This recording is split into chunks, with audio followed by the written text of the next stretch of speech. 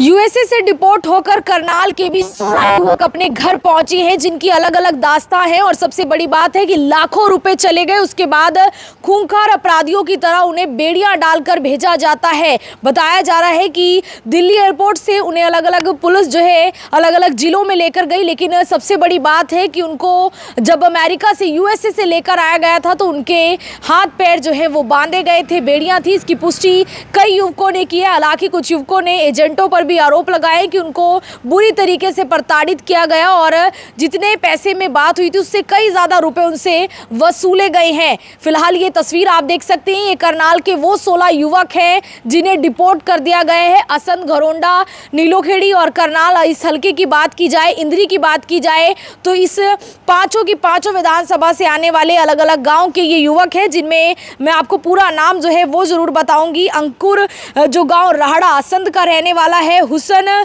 जो पोपड़ा गांव का रहने वाला है असंध का, हरीश कलसी बुटाना का रहने वाला है, तेजेंद्र गांव प्यो थाना निसिंग का रहने वाला है, जसनदीप सिंह गांव बादशाह निसिंग का रहने वाला है, रजत पाल सिंगोहा का रहने वाला है, विक्रम जो है गांव गोरगढ़ का रहने वाला है जो बुटाना थाने में आता है, देवेंद्र सिंह निसिंग का रहने वाला है, मनिंदर सिंह मंचूरी असंध का रहने वाला है, वहीं गुरजंट सिंह जो है वो गांव बिलोना असंध का रहने वाला है, सचिन सिंह गांव फुरल घरोंडा का रहने वाला है, सावन गांव गोलपुरा निगदू जो है में लगता है वहां का रहने वाला है, तुषार गांव बस्तली निसिंग का रहने वाला है और निखिल गांव डोड कारसा जो निगदू में लगता है वहां का रहने वाला है, मनीष कुमार गांव ओंगत का रहने वाला है, वहीं प्रियांशु चहल गांव बीबीपुर जट्टान इंद्री का रहने वाला है। ये वो 16 नाम हैं जो आए हैं। हालांकि कई युवकों की तरफ से ये भी कहा गया है कि 3 नवंबर को भी एक बड़ा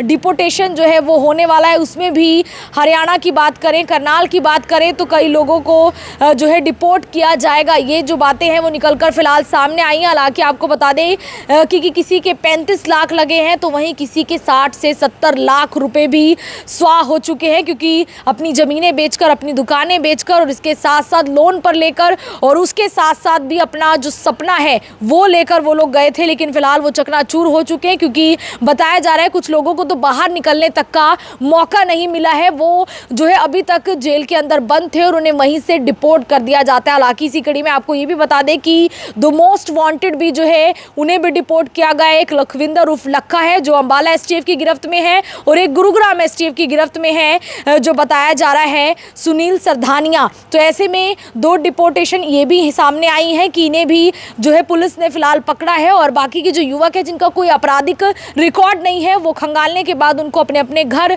कल रवाना कर दिया जाता है। सबसे पहले उन्हें पुलिस लाइन लेकर आया जाता है। जानकारी है कि लगातार वहां से जो डिपोर्ट है वो किया जा रहा है। लगातार भारतीयों के साथ साथ और भी अन्य देशों के जो लोग हैं उन्हें इसी तरीके से निकाला जा रहा है जो अवैध रूप से वहां रहते हैं। ये सभी लोग डोंकी के जरिए गए थे। अब डोंकी में बेतहाशा पैसा लगता है जाने के लिए, जान को जोखिम में डालना पड़ता है, लेकिन आप समझिए कि उसके बाद भी अब ये चीज़ें सामने आ रही हैं। लगभग जो इसमें लोग हैं वो ज़्यादातर वो लोग हैं जो लगभग 2 साल 1.5 साल पहले गए थे और उसके अलावा वो भी लोग हैं जिनको किसी न किसी वजह से वहाँ पर पकड़ा गया या फिर वो जेल के अंदर थे और उनको भी अब डिपोर्ट कर दिया गया है। करनाल के डीएसपी ने भी इस पर बातचीत की है और लोगों से अपील की है, वो सुनिए।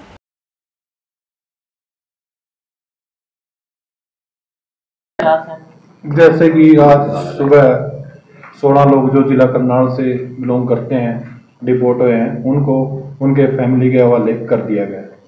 इसमें कोई किसी का क्रिमिनल रिकॉर्ड भी है सर? ये तो मेट्रो भी इन्वेस्टिगेशन है, वेरीफाई करेंगे। कहाँ से हैं? जिला करनाल के रहने वाले हैं, 16 लोग अलग अलग गाँव से हैं। इलीगल माइग्रेट से डंकी के माध्यम से गए थे? हाँ, वो अभी डिपोर्ट हुए हैं, उसका क्लियर करेंगे। तो पूरे हरियाणा से आए हैं 50, उसमें से 16 लोग करनाल के हैं। तो सभी रूरल एरिया से है कुछ शहर से भी है जी? अलग अलग जगहों से है सभी लोग, जैसे कि सभी को उनके फैमिली मेंबर्स के हवाले कर दिए गए। आप खुद के वहां से आपकी टीम में गई थी लेने के लिए सर? करनाल के जो लोग थे जिनको लेके आए युवा थे, जो जैसे कि इन्होंने सीएम फ्लाइंग स्क्वाड की टीम ने लाकर इनको पुलिस लाइन ले जाकर इनके पेरेंट्स के हवाले कर दिया। पुलिस लाइन में उनको लेकर आया गया था, कोई बाकी पूछताछ हुई, कोई किसका रिकॉर्ड पुराना ऐसा कुछ हो? वो मेट्रो इन्वेस्टिगेशन अभी जांच चल रही है। कितने साल पहले गए थे? अभी वेरीफाई किया जाएगा, वैसे तो पेरेंट्स के हवाले कर दिए थे। कोई ऐसा भी है कि जो इनको पेरेंट्स लेके भाई आने का भाई तरीका क्या था, जो वहाँ से डिपोर्ट किया है वो क्या था? यात्री विमान में आए हैं या अलग से कोई फ्लाइट में भेजा गया? ये तो कैसे बता सकते। मतलब युवाओं से अपील करेंगे कि डंकी रूट के माध्यम से ना जाए विदेश। हाँ बिल्कुल, जो है डंकी रोड पे एक गलत रास्ता है। मेरा तो यही मैसेज है भी ना कोई अडॉप्ट करे इस रास्ते को। कोई एक और माइनर भी था कोई ऐसे हैं छोटा जो बच्चा भी था, कोई 18 साल से कम एज का भी है कोई? नहीं, फिलहाल तो कोई ऐसी डिटेल सामने नहीं सर, है। जो कोई एजेंट्स एक ही भेजते हैं family उनके से खिलाफ भी हैं? कार्रवाई करेंगे सर, जो एजेंट्स भेजते हैं इन्हें? अभी तक तो कोई कंप्लेंट नहीं प्राप्त हुई। अगर कोई इस प्रकार की शिकायत मिलती है तो उसमें भी कानूनी कार्रवाई जरूर की जाएगी। इसमें कोई ऐसे भी हैं जिनकी कोई एक ही फैमिली से बिलोंग करते हो, तो भाई बहन हो या ऐसा कुछ? काफ़ी तो यही डिटेल है, अभी अलग अलग जगहों से 16 लोग हैं, अभी वेरीफाई नहीं किया। एक सेम फैमिली तो नहीं लगता है। ये कितने समय पहले गए हैं सर? ऐसा कुछ 1.5 साल 2 साल? अभी वेरीफाई करेंगे, अभी कुछ क्लियर नहीं। किसी के साथ कोई मारपीट वहाँ पर ऐसा कुछ किसी ने बताया? फिलहाल तो कुछ ऐसा नहीं है। ठीक है सर, कितने कुछ फिलहाल करनाल के इन 16 युवकों में कहा जा रहा है किसी का भी कोई आपराधिक रिकॉर्ड नहीं है और सभी को उनके घर रवाना कर दिया गया है। तस्वीरें हरियाणा के करनाल से हैं, जहां पर करनाल के साथ साथ कैथल, कुरुक्षेत्र, अंबाला और पानीपत का भी कोई बताया जा रहा है जिन्हें डिपोर्ट कर दिया जाता है। यानी कि ज़्यादातर जो हरियाणा के युवक हैं वो इसमें शामिल रहे हैं। 50 लोग बताया जा रहा है कि कुल डिपोर्ट हुए हैं और इसके साथ और क्या कुछ अभी सामने निकल कर आएगा वो तो समझने वाली बात है। लेकिन जैसे ही अमेरिका में ट्रंप शपथ लेते हैं उसके साथ ही ये सिलसिला शुरू हो जाता है। हालांकि इससे पहले बहुत सारे नौजवान युवा यही सपना देखते थे कि वो अमेरिका जाएंगे, अपना भविष्य बनाएंगे, अपने परिवार का, अपने भाई बहनों का भविष्य बनाएंगे। लेकिन अब यही भविष्य आपका खतरे में पड़ सकता है। तो आपको